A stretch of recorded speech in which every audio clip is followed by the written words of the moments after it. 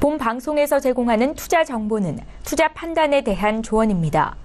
방송에서 제공하는 주식의 가치, 가격 상승 및 가격 하락에 대해서는 방송사에서 보장하지 않습니다.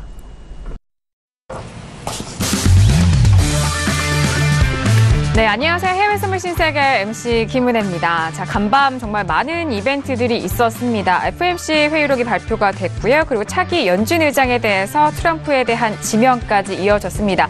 자, 시장이 이런 빅 이벤트 가운데 방향성이 결정될 아주 중요한 순간인데요. 자, 오늘 어떤 마스터님이 나오실지 잠시 후에 기대해 주시길 바라겠습니다. 자, 먼저 신세계 무료로 다운로드 받으실 수 있는 방법 안내 다시 한번 도와드립니다. 9명의 마스터가 여러분들을 기다리고 있습니다. 지금 바로 서울경제TV 홈페이지에 들어오셔서 신세계 배너 버튼만 눌러주시면 바로 무료로 다운로드 가능하니까요. 지금 바로 실행해 보시길 바라겠습니다.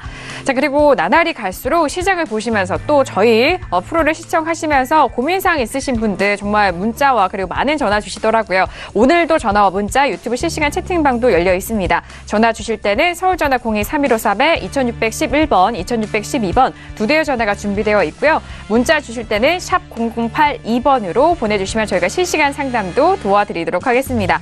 자, 그리고 저희 방송을 유튜브로 시청하고 계신다면요. 실시간 채팅방을 통해서도 다양한 의견 남겨놓으실 수가 있으니까요. 유튜브 실시간 채팅방도 많은 활용해 보시길 바라겠습니다. 아울러 저희가 방송 중에 제공되는 정보는 전문가의 조언입니다. 상품의 가치와 수익률을 보장하지 않는다는 점 다시 한번 고지 도와드리도록 하겠고요. 또한 저희 프로그램은 자본시장 통합법을 준수하고 있습니다. 1:1 투자 상담과 유사수 신행위, 무인과 영업행위, 불법 대여 계좌 홍보 및 가입 거래 등 이런 모든 불법 사항에 대해서 엄중하게 금지하고 있다는 점 또한 다시 한번 고지 도와드리도록 하겠습니다. 자, 방송 시작 전부터 정말 다양한 지표 발표와 이슈가 이어져 오고 있는 가운데 이들 시장을 어떻게 분석을 해주실까요? 오늘 함께 해주실 해설위원님 먼저 소개를 해드리도록 하겠습니다. 송준식 해설위원님 나오셨습니다. 어서 오세요. 네, 반갑습니다. 안녕하세요. 네. 안녕하세요. 송준식 해설입니다. 이번 주가 저는 2017년 중에 가장 한 탑5 안에 드는 좀 중요한 주간이 아닌가 싶습니다. 그래서 뭐 8분 응선은 지났지만, 어제 FOMC가 있었고 오늘 새로운 이제 차기 연준 의장 결정이 있죠. 이 시기와 적절하게 또 오늘 출연하실 마스터님의 또 이런 조언도 상당히 좀 시적절한 그런 그렇죠. 출연이 아니었나 싶습니다. 네, 그래서 알겠습니다. 잘 지켜보도록 하겠습니다. 네, 아니 해설위원님에게도 저 기대 많이 해보도록 하겠습니다. 이번 주가 정말 올해 안에 탑5 안에 들만한 주다라는 정말 중요한 시간대임을 다시 한번 말씀을 해주셨는데, 자, 그만큼 오늘 2시간 동안 해외 선물 전략 짜주실 마스터님 정말 중요할 겁니다. 자, 기대하셔도 좋을 것 같은데요. 자, 오늘 함께할 마스터를 먼저 영상을 통해서 화면 통해서 소개합니다. 해외 선물 신세계 정식 오픈! 검색창에 서울경제TV 홈페이지를 검색하신 후 홈페이지 우측에 신세계 배너를 클릭. 아래 다운로드 버튼을 눌러 신세계를 설치 후 실행하세요. 회원 가입 후 1577-7451로 전화해 무료 참가 신청을 하면 준비 끝. 신세계의 여러 마스터 중 나만의 마스터를 선택. 실시간으로 마스터의 매매 내역을 무료로 받으세요.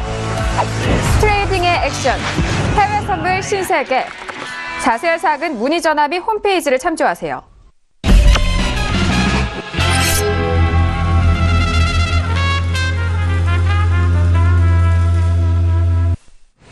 네, 오늘 이분이 기다리고 계십니다. 국신 황금연못 마스터님 나오셨습니다. 어서 오세요. 안녕하십니까. 네, 반갑습니다. 중요한 때 나오셨는데 인사 말씀 바로 들어볼까요? 네. 그러게 제가 나올 때마다 이제 10년 국채에 대한 움직임이 좀 많은 날이다라고 볼 수 있는데요. 오늘 FOMC 발표도 났었고 또 뭐 새로운 연준 의장 뭐 이런 그 발표도 나오고 그래서 시장이 뭔가 좀 변화가 필요한 것 같습니다. 우리 해설위원님이 저는 캐스터님인 줄 알았어요. 다른 때보다 말씀을 좀 많이 하시길래. 네. 아무튼 오늘 2시간 동안에 다른 날에 비해서 조금 변화가 좀 많지 않을까라고 맞아요. 보고 있어서 여러분들도 한번 주목을 하시고 보셔야 될 것 같습니다. 네, 알겠습니다. 자, 오늘 정말 앞서서도 해설위원님도 말씀을 해주셨고요. 또 그리고 오늘 나오신 황금연못 마스터님도 이야기해 주셨다시피 정말 변동성이 확대되는 날입니다. 합니다. 자, 이럴 때일수록 정말 전략이 가장 중요한데요. 저희 방송 시작 전부터 지표 발표가 있었는데 그 속보 소식부터 먼저 안내를 도와드리도록 하겠습니다. 자, 영국 쪽에서 드디어 이제 금리 인상을 했습니다. 10년 만에 기준금리 인상을 했는데요. 영란은행이 0.25%에서 0.5%로 기준금리를 올렸다라는 부분 다시 한번 속보 전달 도와드립니다. 자, 그리고 미국의 지난주 실업수당 청구 건수가 나왔는데요. 22만 9천 건으로 5천 건이 감소했다라는 수치 다시 한번 말씀드립니다.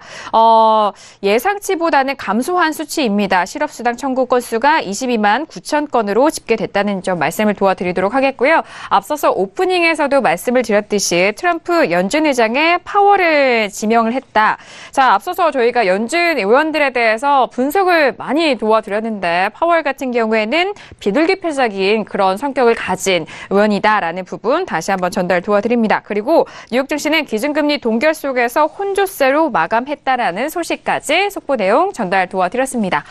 자, 오늘 신세계 1부와 2부 2시간 동안 손주식 해설위원님과 그리고 황금유문 마스터님과 함께 할 텐데요. 자, 먼저 1부에서는 이분들과 어떤 이슈를 의견 나눠볼까요? 퓨처스 이슈 토크 먼저 이슈들 먼저 화면 통해서 확인합니다.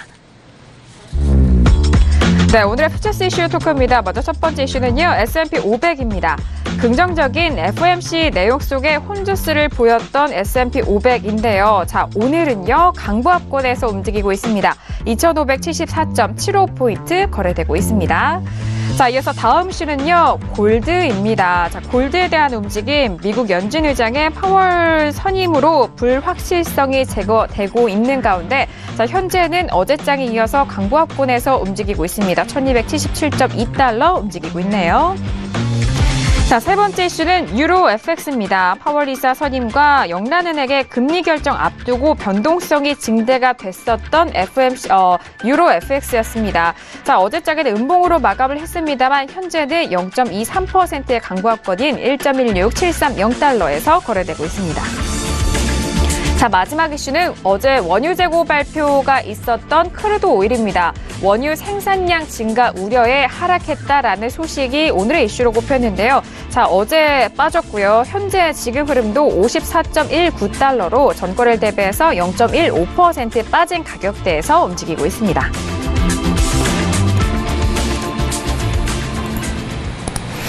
자, 첫 번째 이슈는 바로 S&P 500입니다. 자, 어제 이 시간 기억하시나요? 어제 S&P가 더욱더 탄력이 좋았고요. 나스닥 대비해서요. 자, 나스닥은 고점을 찍고 난 이후에 쭉 빠지는 흐름이었는데 워낙 지수에 대해서는 나스닥이 먼저 선방을 했던 만큼 빠질 때에도 먼저 빠지느냐라는 그런 분석도 함께 도와드렸습니다. 자, S&P에 대해서는 뭐 세제 개편안에 대한 기대감 그리고 FOMC 발표 이후 현재 흐름에서 어떤 포지션을 취하셔야 되는지 참 궁금하신 종목이 아닐까 싶은데요. 자, 먼저 업앤다운 확인한 이후에 다시 한번 의견 나눠보도록 하겠습니다.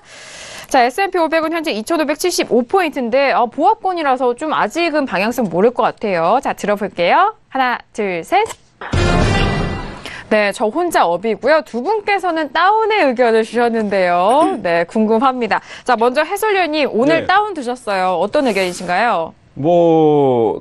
일단은 파월 이제 의장이 되겠죠. 네. 파월 연준 의장, 차기 연준 의장은 어떤 스탠스냐면은 버냉키 시절에 연준 의장 시절에 네. 양적 완화를 하겠다라고 발표를 했을 때 자리를 박차고 나갔습니다.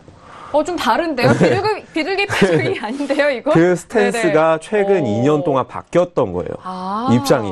네, 신기하네요. 네, 그냥 그때 처음에 뭐 QE 얘기가 한참 나돌 때는 네. 완전 어떻게 보면 매파라고 해야 되나요? 이쪽에 가 있던 사람인데 2년 동안 바뀌었고 사실 어떻게 보면 지금 트럼프 대통령이 선임을 한 거는 2년 동안 자산 축소 너무 타이트하게 하지 말고 내 말 들어라라는 의미에서 이제 좀 저는 사실 선임을 했다고 생각을 하고 네네. 그리고 그에 크게 이렇게 반하지 않는 정책을 펼칠 것 같은데 지금 불확실성이 부의장이 누가 될 것인가가 또 남았죠. 그게 중요하죠. 예. 네. 또 지난 피셔처럼 약간 매파적인 사람이 되면은 또 시장 지수에도 약간 악재가 될 수 있는 거고. 네. 그리고 세제 개편. 네. 11월 1일 날 그 개편안 올려서 뭐 이렇게 통과를 진행을 하려고 그랬는데 공화당에서 네. 그 진행이 조금 연기가 됐죠. 그렇기 때문에 상당히 저는 뭐 파월 의장의 선임만 놓고 본다면 시장에 사실 호의적이어야 되는데 다른 좀 기타 외부 변수들이 좀 아직 대기 중인 변수들이 있다. 네. 그리고 실적 관련해서 어닝 시즌 관련해서 지금 계속 지수가 좀 불안한 모습이에요. 예, 계속 제자리를 지키지 못하고 내려오고 하는 흐름이라 좀 더 사실 상승 쪽으로 편하게 열어놓고 보기에는 좀 불안한 장이 아닌가 싶어서 매도는 확인하고 들어가시되 상승은 좀 힘들 것 같아서 매도를 들게 됐습니다. 네. 예. 일단 분석적인 결론은 불확실성이 아직 존재하기 때문에 쉽사리 좀 매수 네. 쪽으로 가기는 좀 어렵다라는 말씀이신 것 같아요. 네. 자, 지금 뭐 앞서서 좀 놀랐습니다. 2년이라는 세월이 이렇게 사람을 바꿔놓는다니라는 그런 의견도 있는데, 자리를 박차고 나갔었던 그 파웰 의장이 2년 동안에 이런 뭐 좀 변화하면서 트럼프 대통령이 원하는 바를 좀 임수하는 그런 역할로 이어질 것이냐라는 그런 부분 확인할 수가 있었고요. 중요한 것은 또 부의장이 어떤 의원이 될 것이냐에 따라서 이런 불확실성이 해소가 되거나 또 다른 불확실성이 커지거나 뭐 이런 부분일 것 같은데 옐런과 피셔 이 커플이 이번에는 네, 파웰과 어떤 의장의 커플이 될지 좀 지켜보도록 하겠습니다. 자, 저는 홀로 업을 들었어요. 지수에 대해서는 뭐 이제 그만 업을 해도 될 것 같은데 저는 왜 오늘 S&P 500에 대해서 업을 들었냐면요. 어제 나스닥이 떨어지는 듯 했는데 저는 나스닥이 좀 크게 조정을 받았으면 저도 좀 다운을 바로 들었을 수도 있을 것 같아요. 네. 근데 나스닥이 좀 올라와줬고 오늘 좀 밑꼬리를 달면서 올라와주더라고요. 그래서 아직 빠지기에는 또 시간이 조금은 더 남았을까? 하반기 때 늘 봐오는 지수의 패턴이죠. 네네. 네, 그래서 슬쩍 뺄 것처럼 하다가 예, 장막판에 다 끌어올리는. 네. 예. 그래서 다운을 못 들겠는 거예요. 저는 그래서 뭐 오늘은 뭐 약한 힘일지라도 오늘 그래도 강보합권은 좀 유지가 될 수 있지 않을까라는 생각에서 S&P 500에 대해서도 저는 오늘도 여전히 업에 대한 의견을 드렸습니다. 자, 이렇게 첫 번째 이슈 S&P 500에 대해서 의견 들어보고 있는데 그렇다면은 마스터님이 워낙 뭐 국채 관련해서 전반적인 시황에 대해서 들을 게 많잖아요. 그렇기 때문에 S&P 다운 의견 궁금합니다. 어떠신가요? 두 분이 말씀하시는 동안에 이제 그 생각을 좀 해봤는데 오늘 비가 잠깐 왔었죠. 맞아요. 비가 올 것이다라는 예보 때문에 매일 우산을 들고 갑니다. 근데 안 와.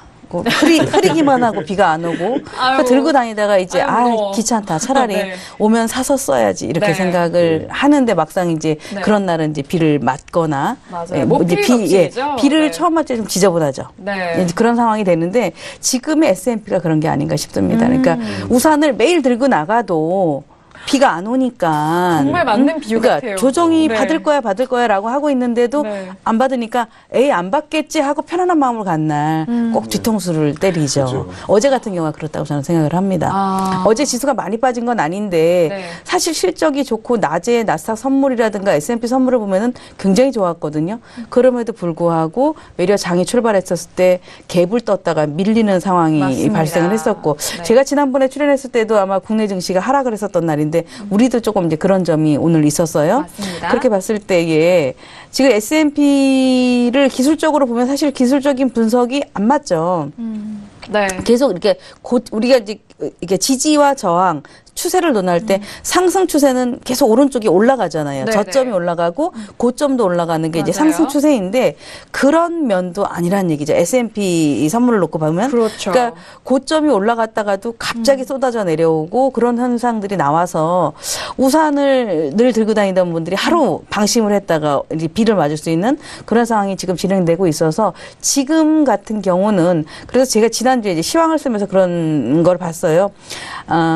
에너지가 살아있고 매수 에너지가 아직까지 여전히 강하지만 그러나 최소한의 예를 들어 음봉이 3개 정도가 나온다거나 30분 기준으로 네. 양봉이 3개 정도가 나온다면 아직 그 속도로 봐라라는 얘기를 합니다. 그런데 어제 기준으로 본다면은 음봉이 좀 강하게 뽑아주고 되돌림이 약하고 오늘 다시 또 반등을 좀 시도를 하고 있지만 약하죠. 지금까지 네네. 본다면 네. 예를 들어 연준 의장을 새로 이제 새로 선임을 하게 되는데 시장이 막 되게 반기는 모습도 아니고 그런 흐름들을 보여줘서 오히려 그런 발표가 나온다면은 시장이 약간의 반응을 주고 도로 빠지지 않겠는가.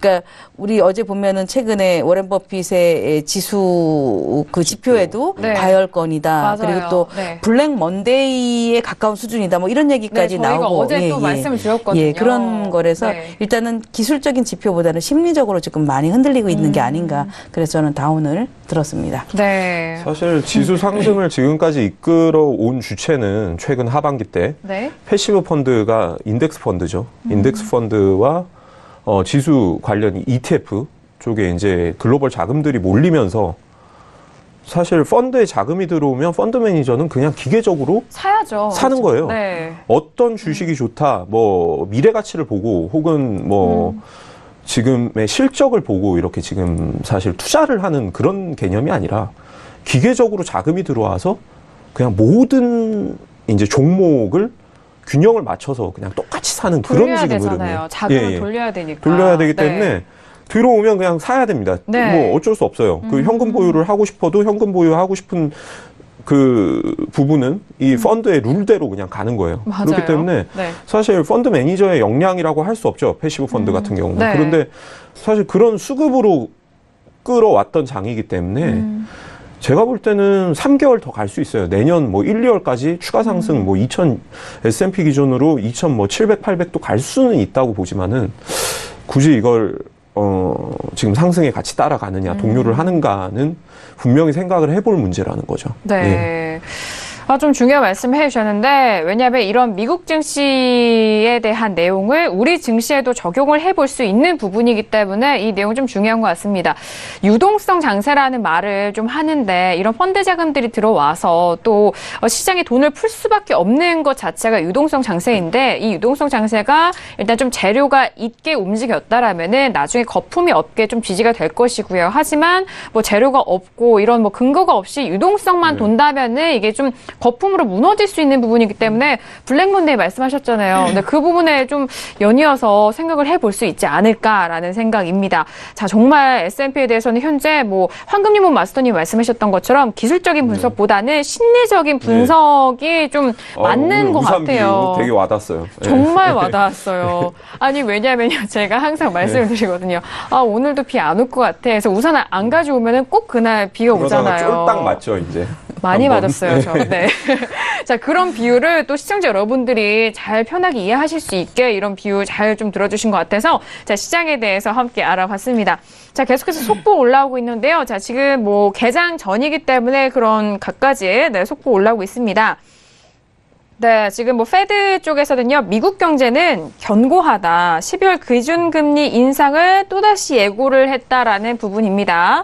자, 그리고 뉴욕 증시는 지금 개장 전인데 각종 기업들에 대해서 실적 발표 예정되어 있습니다. 알리바바와 랄프로렌 그리고 블루, 에이프런 등 실적이 발표가 됐고요. 그리고 뉴욕 증시는 장 마감 후에 AIG라든지 애플, 그리고 스타벅스, CBS 등 발표가 예정되어 있다라는 기업들의 실적 일정 도 말씀을 도와드릴게요. 자, 그런데 알리바바는 순이익과 그리고 매출이 예상치 대비해서 웃도는 실적 발표를 했다라는 부분까지 실적 호조 소식도 다시 한번 전달을 도와드렸습니다. 자, 지금 시각이 19분이 지나가고 있는데요. 첫 번째 이슈 S&P 500으로 알아봤습니다. 이어서 두 번째 이슈도 의견 나눠보도록 하겠습니다. 자, 두 번째 이슈는요. 골드입니다. 정말 오랜만에 골드가 올라왔어요. 최근에 골드 정말 투자자분들에게 사랑을 못 받았었거든요. 그렇죠. 네, 그래서 저희 시간에도 골드가 좀 거론이 덜 됐었는데, 자, 오늘 골드 올라왔습니다. 자, 미국 연준 의장 파월 선임으로 불확실성이 제거가 되면서 이들 이슈에 의해서 어떻게 움직일지, 자, 현재는 1276.5달러인데요. 자, 먼저 업앤다운 확인한 이후에 다시 한번 의견 나눠보도록 하겠습니다. 자, 들어볼까요? 자, 하나, 둘, 셋. 아니, 오늘 두 분 맞추셨나요? 자, 저 혼자 다운이고요. 두 분 업에 대한 의견을 주셨는데, 자, 그렇다면 해설위원이 먼저 의견 들어보도록 하겠습니다. 네. 어제 안전자산의 흐름을 보고, 네. FOMC가 이제 새벽 3시에 있어서, 뭐, 물론, 사실 뭐, 이런 인터뷰가 없는 FOMC라, 그래도 저는 잠을 안 자고 봅니다. 아니, 시장을 항상 보는데, 보시더라고요. 네. 늘 보는데, 네. 안전자산 3인방에서 전 굉장히 약간 좀 특이점을 찾았어요. 어떤 특이점이죠? 이 호가를 네. 가끔씩 제가 봐야 됩니다라고 네. 말씀을 드리는데, 지표 발표는 아니죠. 3시 훨씬 전인데, 한 자정 무렵부터 빠지면 계속 매수세가 들어오고, 그리고 어제도 보면은 골드 같은 경우는 매수세가 한번 크게 들어왔었죠, 오후에. 네. 그런 흐름을 보면서 다시 1280선을 조금 상방으로, 왜 그러냐면 지금 사실 안전자산 3인방의 하락으로 악재가 될 만한 요인들은 다 해소가 됐습니다. 12월 금리 인상은 하는 거 기정사실이고요. 네.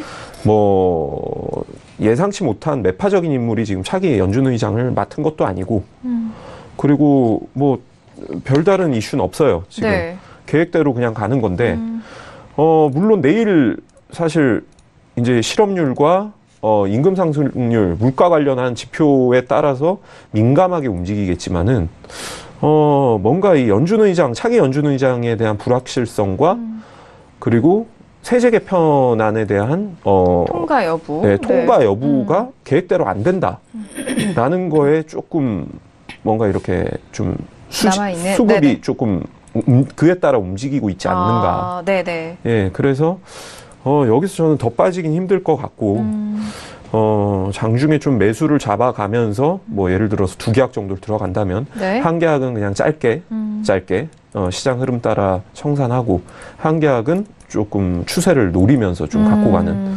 그런 조금 트레이딩이 좀 필요하지 않나 싶어서 매수를 들었습니다. 네. 아니, 지금 이렇게 뭐 골드에 대해서 좀 이전에 매력도가 떨어진다라는 분석 계속해서 했었거든요. 항상 1280에서 1300선을 네. 넘지 않으면 네. 그 밑으로 내려가면 매력이 확 떨어지는 것 같아요. 그런 것 같아요. 이 골드는. 네. 예. 그런 포인트에서 전반적으로 이제 더 떨어지기는 좀 어렵다라는 그런 분석을 해 주셨는데. 왜 그러냐면 지금 네. 또 그리고 지표들이 내일 또 좋게 나오더라도 네. 어제도 고용 지표가 좋았죠. 네, 그렇기 맞아요. 때문에 시장이 약간 둔감해졌어요. 예. 지표가 좋게 나오는 거에 따른 시장 반응보다 네. 지표가 안 좋게 나왔을 때의 뭔가 민감도가 훨씬 지금 높은 상황이다. 예, 그렇기 때문에 지금 이 자리에서 매도를 보기에는 조금 무리가 있지 않나 싶습니다. 그렇다면은 예. 지금이 1276.7달러잖아요, 해설위원님.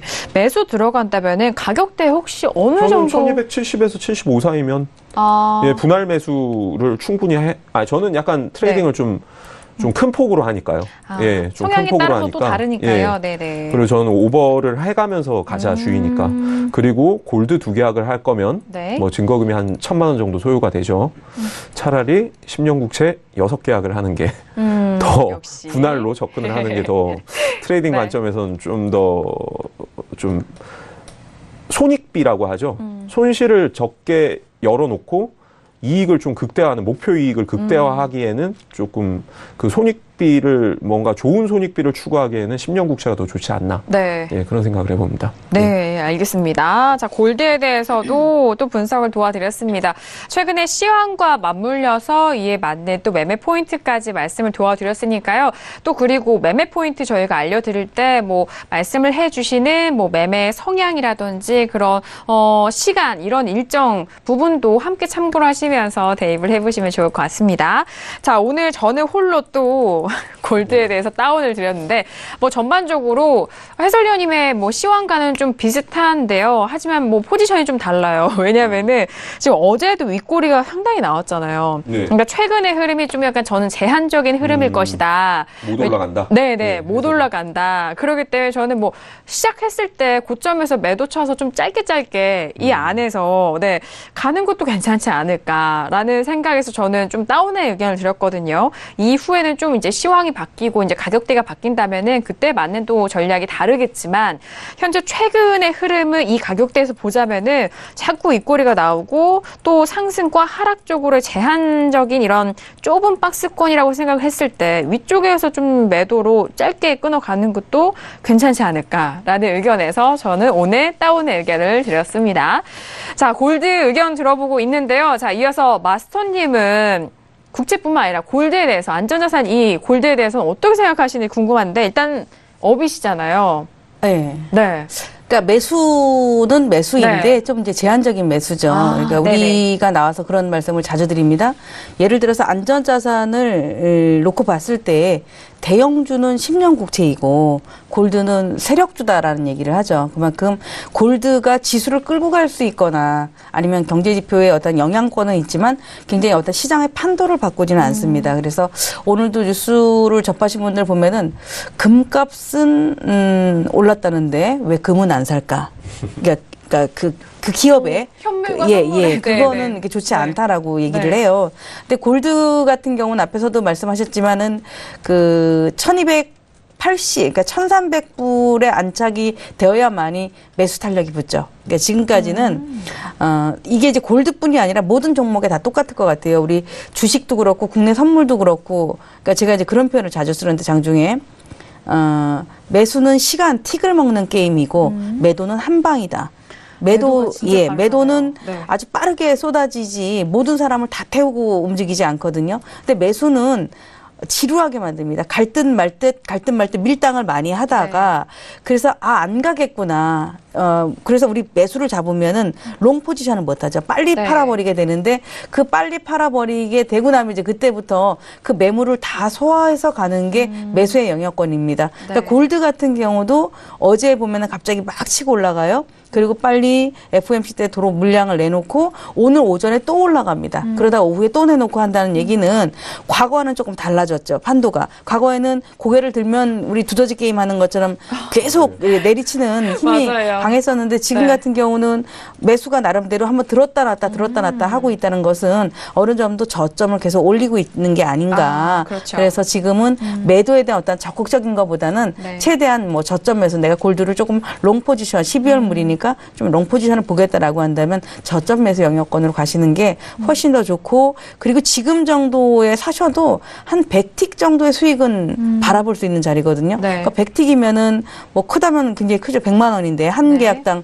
100만 원에 가까운 건데 그런 정도의 어떤 마인드로 수익을 걷어 가신다면 아마 골드에서 위너가 되실 거예요. 그래서 굉장히 그렇죠. 빠르게 움직이기 때문에 네, 네. 그래서 지금 골드는 단기 분 차트를 보면은 불안하고 막 움직임이 힘들어 보이는데 밑꼬리가 계속 생겼다는 얘기는 밑꼬리는 손잡이잖아요. 누군가가 네. 망치의 역할이거든요. 누군가가 계속해서 관리를 하고 있다는 얘기입니다. 그래서 장기 분봉을 보면 그 장기 분봉이 뭐 예를 들어 2시간짜리다 또는 1시간짜리다 이러면은 양봉을 형성하고 있게 되죠. 네. 그래서 골드 같은 경우는 매수권역으로 들어가는 게 맞지 않나라고 보고 있습니다. 네, 지금 골드를 분석을 해주셨지만 비단 골드뿐만 아니라 이거는 다른 종목의 차트 매수와 매도의 힘을 좀 파악할 때도 도움이 많이 되는 내용인 것 같아요. 네, 자 그래서 지금 골드에 대한 부분 저점도 계속해서 높여가고 있고 이런 힘의 원리에 따라서 좀 매수로 좀 저점 매수로 좀 모아가자라는 의견을 말씀을 해주셨는데요. 자 지금 골드에 대한 의견 들어보고 있습니다. 자 속보 계속해서 올라오고 있는데 자 금값은 오르는데 앞서서 마스터님 말씀해 주셨던 것처럼 정작 금은 팔리지 않는다. 미국에서 금화 판매가 10년 내 최저를 기록했다라는 소식이 들려오고 있습니다. 자 그리고 1월에서 9월까지의 중국의 금 소비량이 815톤이라고 합니다. 15%가 증가했다라는 소식까지 전달을 도와드리도록 하겠습니다. 자, 이제 시간이 29분이 지나간 시각입니다. 오늘 두 번째 이슈 이렇게 골드까지 만나보고 있는데요. 자, 이제 개장을 앞두고 있는 상황입니다. 자, 지금 시세는 어떻게 변하고 있을지 현재 시세 다시 한번 살펴보도록 하겠습니다.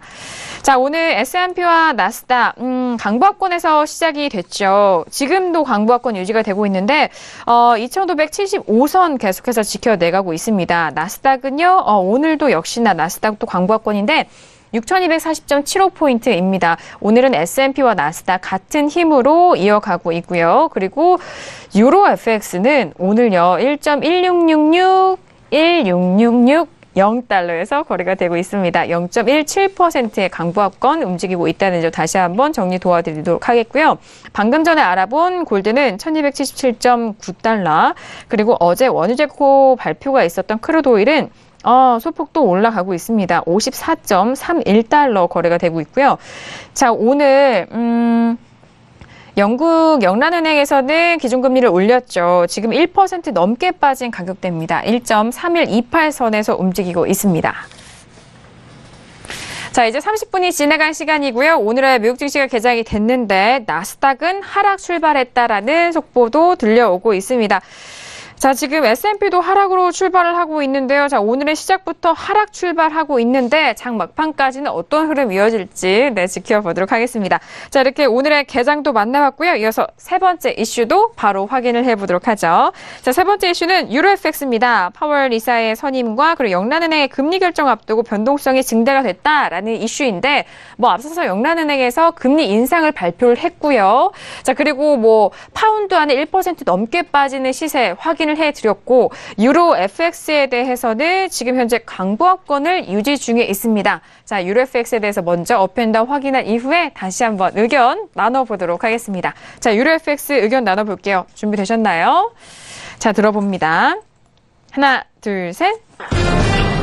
네, 해설위원님 업이고요. 저도 업입니다. 그리고 마스터님 지금 다운을 드셨는데요. 자, 이렇게 되면 너무 궁금해요. 먼저 해설위원님의 의견, 업 함께 들어볼게요. 일단은 좀 파운드 얘기를 조금 하고, 그럼요. 유로 얘기를 조금 할게요. 네. 예, 지금 파운드가 약세죠. 예, 파운드가 약세인 겁니다. 네. 금리 인상을 했는데 왜 약세로 갈까요? 그러니까 그게 정말 이해가 안 될 것 같아요. 그러니까 점진적인 금리 인상을 할 것이 아니라 일시적이다. 브렉시트를 커버하기 위한 일회성 인상이다라고 인지를 하는 거죠. 네. 그렇기 때문에 더 이상 추가 인상은 없다라고 생각을 하는 겁니다. 시장은 판단하기 때문에 약세로 가는 거예요. 굉장히 이런 타이밍 좋은 저는 매수 타이밍이라고 생각을 하거든요. 그렇네요. 지금 말씀 들어보니까 그렇네요. 네네. 채권도 마찬가지입니다. 12월에 이런 모습이 나올 수도 있어요. 아니죠. 반대로 오르겠죠. 채권 같은 경우는. 예. 금리 인상을 12월에 하긴 했는데 제롬 파월 의장 같은 경우에는 굉장히 물가에 신경을 쓰는 인사더라, 인물이더라라고 하는데 11월, 12월 예를 들어서 물가 지표들이 좋게 안 나왔어요. 그러면은 못 올리죠. 예, 못 올리는 거예요. 못 올린다고 생각을 하기 때문에 금리, 그러니까 이제 수익률은 떨어지고 가격 기준인 이 10년 채권은 올라가겠죠. 그렇죠. 예, 더 이상의 추가, 그러니까 한 3개월 기간 내에 추가 인상은 힘들다라고 해석을 할 수 있습니다. 네. 그렇기 때문에 요런 포인트들, 그러니까 왜 인상을 했는데 파운드는 약세지라고 생각을 하실 텐데, 요런 포인트들을 조금 거래하실 때 좀 상당히 눈여겨보셔야 되고, 인상을 했으면 사실 파운드가 올라야지 정상이거든요. 그렇죠. 논리대로라면. 그런데 항상 이런 시장 논리는 저희 그 경제 원리처럼 그렇게 가지 않는다. 정석적으로 흘러가지 않는다. 이런 좀 해석을 하는 조금 부분이 필요하다라는 거를 좀 말씀을 드리고 싶었고, 유로를 말씀을 드리자면은, 글쎄요, 유로도 저는, 어떻게 보면은 한번 좀 매파적인 분위기가 한 번은 좀 일어야 되지 않나. 그래서 저도 오늘 그림은 사실 좀 떨어질 것 같았어요. 그런데 매수를 드는 이유는 떨어지는 건 짧게 내가 그 컴퓨터 앞에서 있을 때만 포지션을 들어갔다가 수익을 내고 청산하고, 그리고 뭔가 밑바닥에서 조금 잡아가면서 롱플레이를 하는 게 조금 괜찮지 않나 하는 생각에 저는 조금 왜 그러냐면은 9월도 그렇고 10월, 11월 계속 20이 뭔가 계속 완화적인 스탠스거든요. 맞아요. 지난 6월 이후에 6월 실수를 한 이후에는 계속 지금 같은 입장인데, 입장의 변화가 한 번쯤은 나올 때가 됐다. 11월, 12월에. 그리고 지금 오늘 독일이나 유로존 관련 지표들이 너무 좋아요. 계속해서. 그렇기 때문에 이쪽 GDP, 독일 GDP나 물가, 그리고 생산성 관련 지표들은 미국 지표들에 비해서 조금 체크를 안 하시는 경향들이 있는데, 그래도 한 번씩은, 한 번씩은 이렇게 슬쩍슬쩍 한 번씩 봐주셔야 돼요.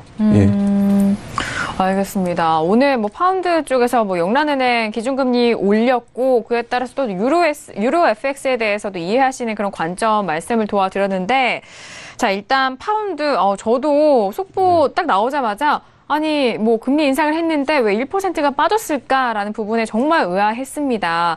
뭐, 금리 인상을 한다면 통화적인 가치가 더욱더 올라갈 텐데 왜 파운드가 이렇게 급격하게 빠지나라는 그런 부분에 대해서 좀 장기적인 큰 그림 안에서 설명이 가능했습니다. 자, 이런 관점에서 파운드 또 저점 매수 구간으로 잡을 수 있는 좀 좋은 기회다라는 그 부분까지도 말씀을 해드렸고요. 그리고 유로 FX 같은 경우도 뭐, 오늘장 뭐, 단기적으로는 하락에 대한 의견은 조금 더 우세하지만 길게 이럴 때일수록 길게 좀 바라보고 포지션 매매를 좀 하시는 것도 유효하다라는 말씀 안에서 유로 FX 업에 대한 의견 설명 도와드렸습니다. 자, 오늘 유로 FX에 대해서 세 번째 이슈로 의견 나눠보고 있는데 저도 역시나 업의 의견을 들었어요. 저는 한번 크게 밀리고 난 이후에 오늘 그리고 파운드 그 금리 인상 발표된 직후도 저는 광고화권 유지를 하는 것으로 보아해서 유로도 이제 뭐 모든 재료를 이제 다 흡수를 했다. 이제 떨어질 요인에 대해서는 이제 뭐 더 이상 많이 없어 보입니다. 여기서. 그렇기 때문에 저는 오늘 최근에 이어갔던 이 횡보 흐름 안에서 좀 잦은 개걸음이죠. 네, 그 걸음 안에서 좀 마무리가 될 것으로 예상을 해서 저도 지금 현재 흐름으로 강보합권 그 마무리로 생각해서 업의 의견을 드렸습니다. 자, 이렇게 유로 FX 의견 들어보고 있는데요. 자, 유로 FX에 대해서는 마스터님이 다른 의견을 주셨단 말이죠. 네, 다운입니다. 자, 통화적인 부분에 있어서는 황금유문 마스터님 어떻게 생각하실까요? 지금 이제 파운드화에 대한 얘기들을 하셔서 제가 이제 그래프를 쭉 보고 있는데 사실 파운드화를 보면은 매수를 하고 싶은 마음이 없지 않나요? 아, 차트만 보면요. 예, 그래프를 보면은 그렇죠. 그러니까 우리 투자자들이 영국 금리를 인상을 해서 어떻게 됐고 이것 때문에 실업률이 어떻게 되고 이거 잘 몰라요.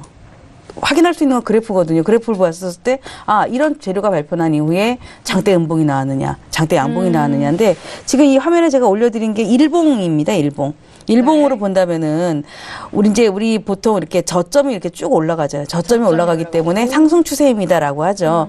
그래서 보통 막 파동 논리로 보면은 막판이 아주 가파른 흐름을 보이게 되거든요. 맞아요, 근데 지금 보면은 이제 고점에서부터 흘러내려오기 시작하는데, 이 고점에서부터 흘러내려오고 있는 이 흐름을 봤었을 때에, 급락하고 최근 거의 이제 이게 우리 보면은 일봉이니까 9월달 흐름이에요. 이제 9월달에 고점을 만들고 이런 상태에서 위를 올라가지 못하고 바로 크게 오늘 이런 금리 발표 때문에 하락을 크게 줬다는 얘기죠. 그러면 시장은 현재 진행형이 아니라 미래를 선반영했다는 얘기를 하잖아요. 우리가 늘상. 우리 그래서 이동평균선을 보는 이유도 그래서 보는 건데 지금 본다면은 이렇게 그 파운드 같은 경우도 어느 정도 그런 점이 선반영돼서 하락으로 좀 전환이 됐다라고 볼 수 있고 또 하나 유로 FX 그동안에 정말 매도 잡은 분들도 아주 이분들도 고생 많이 하셨을 텐데. 어려웠을 것 같아요. 유로 FX 같은 경우 끝없이 올랐습니다. 한동안에 몇 년 동안은 정말 끝없이 내렸었죠. 그래서 매수 잡은 분들이 거의 뭐 깡통은 도마 탔다고 할 수 있을 정도로 그 정도로 힘들었었던 게 유로 FX인데 이 유로 FX 같은 경우는 방향성 매매예요. 한 번 방향을 잡으면 계속 그 방향. 그러니까 우리가 뭐 예를 테이퍼링을 오늘 했다 내일 했다 이러지 않거든요. 한 번 시작하면 꾸준히 진행하는 것처럼 지난번에도 보면은 이제 예를 들어서 그 축소를 자산 축소를 줄이지 않고 그대로 하겠다라고 했잖아요. 300억 유로로 그대로 하겠다라고 해서 시장이 아주 엄청난 급락을 보였습니다. 일봉에서 이 보면 이렇게 이제 장대 음봉이 그런 흐름인데 그래서 앞에서도 제가 언급드렸을 때 우리가 눈으로 볼 수 있는 것은 기술적 분석이 아니지 않냐. 자, 이거를 기준으로 봤었을 때 3개월 동안 형성되었었던 이동평균선이 60일선인데 이 60일선을 강하게 장대 음봉으로 깨고 내려갔다는 얘기는 3개월 동안 이 주식을 들고 있었던 사람들, 이 종목을 들고 있었던 사람들은 다 매도 매도세로 돌변했다는 얘기죠. 그러면 누군가가 저가 매수를 해야지 그동안에 내가 매수를 못했기 때문에 저가 매수를 해야지라고 들어가면 계속 맞고 떨어지는 상태입니다. 그래서 이러한 흐름들이 우리가 분차트로 들어가면 어떤 흐름이 나오냐. 자, 분차트에서 보시면은 예를 들어서 120분 차트를 이렇게 보면 이런 흐름이 나오죠. 이게 이제 며칠 전에 이렇게 드라기 총재가 발표를 했었을 때 엄청난 급락이 나왔었습니다. 네. 달러 인덱스는 급등을 하고 항상 제가 다르게 보지 말고 달러 인덱스랑 유로랑 같이 보되 서로 봐라. 다른 거를 갖다 붙이지 마라. 네. 이런 말씀을 드려놨는데 이 급락을 여기서도 똑같이 60일선을 이탈하면서 이렇게 급락을 했죠. 네. 그러면 죽은 고양이도 우리 창문에서 던지면 뭐라 그래요? 잠깐 이렇게 털썩거린다라고 하잖아요. 네네. 그만큼 급락을 한 거에 따라서 지금은 약간의 어떤 대반등, 리바운딩 정도, 그 정도이다라고 볼 수 있지, 이게 지금 다시 돌아가기에는 시간이 굉장히 많이 필요하다고 생각을 합니다. 그래서 유로 FX는 외려 지금 매수하는 사람들이 좀 고생스러울 수 있기 때문에 올라와주면 매수가 아니라 매도권으로 가야 된다. 그리고 연속적으로 뒤늦게 이제 올라가니까 가나 보다. 유로 FX 국채가 올라갔다라고 해서 유로 FX가 올라간다? 아니거든요. 지금까지 그렇게 혹시 이해하시는 분들은 안 됩니다. 서로 그런 모습을 갖고 올라왔었던 게 아니었기 때문에 그래서 지금 이 유로 FX 같은 경우 물론 윗꼬리 아랫꼬리가 있고 캔들이 작다는 얘기는 관심사가 줄어들었다는 얘기죠. 네. 다른 사람들은 지금 관심사가 S&P가 하락을 할까? 국채가 그동안 워낙 많이 빠졌으니까 올라갈까? 여기에 관심을 두기 때문에 봉의 길이가 커지는 거고 이 유로 같은 경우 봉의 길이가 짧아진다는 얘기는 관심이 조금 떨어져 있다는 얘기죠. 그죠. 테이퍼링에 대한 뉴스도 이미 재료 소멸화가 됐기 때문에 그래서 의견은 매도 의견을 드립니다. 완전히 저는 설득이 되었어요.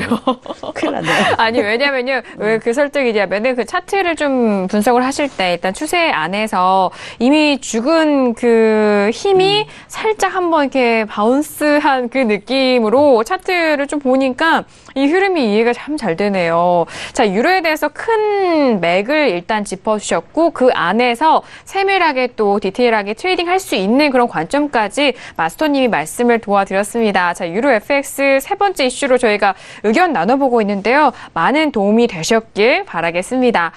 자, 지금 40분이 지나간 시각인데 저희 쪽에 최근에 시장이 좀 어려우신가 봐요. 그리고 저희 애청자분들이 좀 많아지셨는지 저희 쪽에 바로바로 실시간 좀 상담을 도와주시거든요. 자, 지금 왔는데요. 어떤 문자부터 볼까요? 8299님 보내주신 문자 확인합니다. 그렇다면은 유로와 파운드 둘 중에 어떤 상품이 더 매력적으로 보이시는지요? 라고 문자를 주셨습니다. 지금 오늘 영국에서 금리 인상했고 또 유로에 대해서 최근에 ECB도 있었고 앞으로의 이제 흐름에서 이 두 종목 중에서 어떤 종목이 더욱더 매력적이고 매매 포인트가 나올 수 있는지 그런 부분에 대해서 좀 궁금하신 것 같은데 마스터님께 여쭤봐도 될까요? 네. 파운드가 지금 제가 봤을 때는 좀 더 양자택일이라고 한다면 파운드 쪽으로 해요. 파운드 쪽으로? 네. 이유를 좀 짧게만 말씀해 주신다면. 파운드는 지금 우리가 작년 6월 달에 브렉시트가 있었잖아요. 그리고 이제 지금 계속 여러 가지 의회에서도 그렇고 영국 의회에서도 그렇고 여러 가지 뉴스들이 많이 나오고 있는데 결국 그 나라의 어떤 지표를 보는 게 우리 금리잖아요. 우리 지금 달러가 1130원 여기서 계속 왔다 갔다 하는 것처럼 우리의 통화를 기준으로도 금리가 인상될 것인가 이런 것들도 논하게 되거든요. 그렇죠. 그래서 영국의 이 전체적인 어떤 기준 자체도 기준 금리를 기준으로 이 파운드를 기준으로 앞으로의 어떤 방향성들이 좀 더 나오지 않겠는가 저는 사실 거래는 저는 안 해봤어요. 안 해봤는데 한다면 지금 그냥 이렇게 객관적으로 오히려 제가 안 했기 때문에 객관적으로 본다면 파운드가 훨씬 더 매력적이어 보인다라고 볼 수 있습니다. 네, 파운드화가 조금 더 매력적이어 보인다라는 말씀이십니다. 그렇다면 해설위원님 역시 브렉시트 이후에 저도 파운드인데요. 네. 브렉시트 이후에 인하를 한번 했었죠. 금리 인하를 한번 했었고 그기에 대한 정상화기 때문에 일회성이다. 저는 아까 말씀드린 대로 내려오면 이렇게 매집해가는 아주 좋은 구간이다라고 저는 생각을 해서 제가 굉장히 좋아하는 이 패턴이에요. 예, 확실하게 그런 아까 마스터님 말씀대로 유로 같은 경우는 추세를 한번 타면 정책이 그 추세대로 계속 따라가야죠. 네네. 그런데 유로 어떤 나라든 그 재정 정책은 일회성으로 끝날 때가 종종 있습니다. 예, 뭔가 확인하고 가야 될. 왜 그러냐면 지금 경제 성장률이 영국 같은 경우 좋지가 않아요. 1.7%인가 1.6%가 나오고 있는데 예, 상대적으로 유로존 내 다른 여타 국가들에 비해서 상당히 떨어지는 수준입니다. 그렇기 때문에 여기서 추가 저는 인상은 없다에 한번 벤팅을 하면서 한번 매수로 조금 모아가는 게 좋지 않을까. 네. 아니, 지금 시청자분께서 좋은 질문 해주신 것 같아요. 뭐 앞서서 해설위원님도 파운드에 대해서 좀 매력적인 포인트 말씀해 주셨고, 또 객관적으로 시장을 좀 분석을 하셨던 마스터님도 지금 파운드가 조금 더 매력적이다라는 의견을 주셨으니까요. 좀 다시 한번 확인을 잘 해보시면. 그러나 저는 매수는 네. 아닙니다. 네. 마스터님은 매도 말씀하시는 거예요. 네. 맞습니다. 확실하게 다시 한번 정리를 그림대로 보느냐, 네. 아니면 역발상의 역매매를 하는가. 그렇죠. 이런 네. 차이죠. 역매매 많이 쉽습니다. 알겠습니다. 다시 한번 구분해서 전달을 도와드릴게요. 원래 해외 선물 거래는 역발상 역매매는 진짜 위험한 거예요. 예, 많이 위험한데 위험합니다. 네. 대부분 추세를 따라야 되는 건데 네, 네. 그런데 이 상품 오늘은 네. 굉장히 하지만. 역발상이 유효할 것이다. 네. 1년에 몇 번 오지 않는 기회다. 뭐 이런 그렇기 좀 때문에. 말씀을 드리고 싶네요. 그렇기 때문에 하지만을 붙이고 싶으신 거죠? 네네. 네, 알겠습니다. 자, 이렇게 정말 알찬 의견을 좀 전달을 도와드렸으니까 뭐 시청자분께서 현명하게 판단하실 거라고 생각을 합니다. 네. 자, 시간 정말 오늘 두 분과 함께해서 빠르게 흘러가고 있는데, 자, 마지막 문자 다시 한번 말씀드릴게요. 1779님이 보내주신 문자인데요. 존경하는 연무님, 설명을 정말 쉽게 잘하시네요. 자주 설명제에 나와주세요. 자, 미국채 지금 매수해도 될까요? 전망 부탁드립니다. 라고 1779님이 보내주셨습니다. 아마 이 시청자분은 애청자분이시고 대표님 팬이신 것 거의 같은데요. 뭐 가족분이신 것 같아요. 네네. 국신 강림. 네네. 사실 국채를 뭐 아직 우리 이제 의견들도 안 냈었는데 매수를 해볼 자리가 됐죠. 그러니까 사실 그동안에는 좀 너무 과하게 빠지는 게 아닌가 이런 생각을 할 정도였었거든요. 그렇죠. 그래서 네. 오버슈팅이 됐었을 때 좀 언짢기도 하고 좀 그래서 한동안 제가 약발이 좀 떨어졌습니다. 네. 뭐 이런 얘기도 했었는데요. 네네. 근데 앞에서도 골드에 그런 얘기를 했잖아요. 골드도 매집을 하기 위해서 들었다 놨다 하는데 네. 이 국채를 거래하는 분들은 단발성으로 보시면 이 흐름을 잘 모릅니다. 계속 봐야 돼요.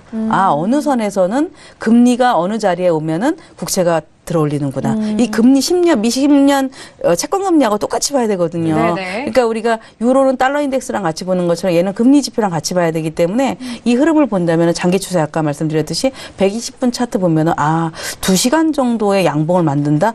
매수 에너지가 좀 들어오고 있구나. 이렇게 이해를 하시면 좋을 것 같습니다. 네. 자, 국채에 대해서 좀 설명을 들어봤는데 아무래도 뭐 이전의 흐름에서 워낙 좀 길게 그리고 좀 구체적으로 바라보셨던 마스터님이셔서 지금 질문에 정말 답이 잘 되셨을 것 같습니다.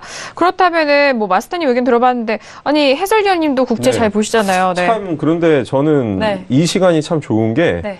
상품간 연간에서 이렇게 보는 뷰가 맞아요. 사실 우리 황금 마스터님 덕분에 황금 뭔가, 마스터님. 네. 좀 뭔가 다른 이렇게 분 같아요. 좀 그런 뷰가 좀 되게 좋아지지 않았나. 네네. 예.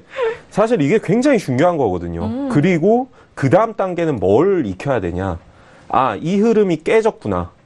꼭 보면은 상품 간 상관관계가 깨지는 구간들이 나옵니다. 그럼 시장 흐름이 바뀌는 거죠. 네. 그걸 또 읽을 수 있으면 참 상당히 매매하는 데 도움이 많이 될 것 같은데 네. 저도 뭐 마스터님과 같은 의견입니다. 상당히 바닥을 이제 비빌 대로 비비면서 이제 자리를 다 잡았다. 예. 그리고 금리 수준으로 2.5%를 거의 2.48까지 봤죠. 지난주 이제 10월 27일 금요일인데 뭐 보고 이 정도면 장기 차트로 보면요. 저희 10년 국채 같은 네. 경우가 사실 127에서 네. 124대까지 내려온 거예요. 그렇죠. 예, 그렇기 때문에 네네. 지금 뭐 한 일주일 정도의 차트만 놓고 많이 올라왔네라고 해석을 할 수도 있겠지만 126 한 중반 126 초반대까지 올라가는 거는 이렇게 바운드를 한다고 그러죠. 네. 예, 그렇기 때문에 그 힘의 탄력상 그냥 놓고 보더라도 전혀 이상할 게 없습니다. 네. 그렇기 때문에 저도 매수 의견에 네. 좀 같이 동참하겠습니다. 네. 시청자분께서 문자를 보내주셨는데, 일단 지금 현재 매수에 대한 의견 두 분이 공통적으로, 네, 긍정적으로, 네, 검토를 해주셨습니다. 127 가격대에서부터 저희 함께 또 시장 함께 분석을 했었잖아요. 그렇기 때문에 정말 127이 계속적으로 말씀드렸는데 후반대죠, 그것도. 맞아요. 네, 어느새 이렇게 떨어졌고 다시 125를 오늘 회복을 했기 때문에 자 여기서 이제 시작이다라는 그런 두 분의 말씀이었습니다. 참고로 금리로 역산을 하면 2%에서 2.5%까지 거의 갔다고 보시면 됩니다. 2%에서 2.5%까지 네, 그 부분까지 또 환산된 그 부분도 다시 한번 확인을 도와드리도록 하겠습니다. 자, 시간이 지금 이제 10시 50분을 향해 가고 있는데 자, 지금 뭐 마지막 네 번째 이슈가 남았는데 두 분과 함께 하셔서 그런지 1부에서 지금 세 번째 이슈밖에 안 했는데 시간이 이렇게 빠르게 흘러갔어요. 자, 잠시 후 2부에서는 마지막 네 번째 이슈 크루드 오일에 대해서 다시 한번 짚어드리도록 하겠고요. 자, 지금 50분이 지나가고 있는데 현재 시세 다시 한번 살펴보도록 하겠습니다. 자, 개장을 하고 나서 한 20분이 지나간 시각인데요. 어떻게 보냈을까요?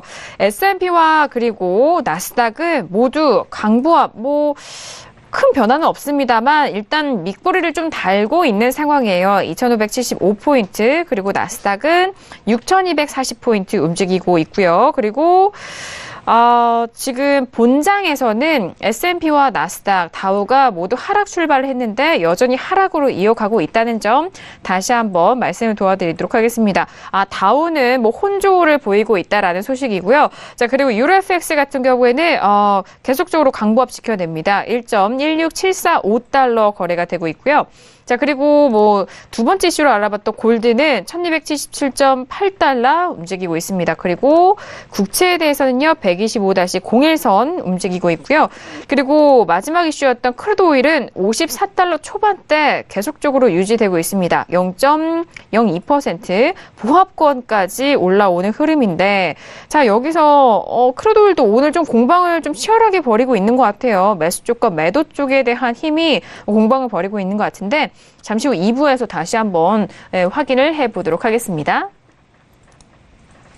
자, 1부 신세계 일부 정말 다양한 종목과 다양한 시장에 대한 의견을 전달을 해드렸는데요. 자, 이 내용은 투자 판단에 대한 조언입니다. 해당 상품의 가치와 수익률을 보장하지 않는다는 점 다시 한번 고지 도와드리도록 하겠습니다. 자, 잠시 후 2부에서는요, 크루드 오일과 함께 더욱더 상세한 실시간 리딩과 투자 전략 함께 도와드리도록 하겠습니다. 자, 1부 여기서 마무리하겠고요. 잠시 후 2부에서 다시 돌아오도록 하겠습니다. 감사합니다.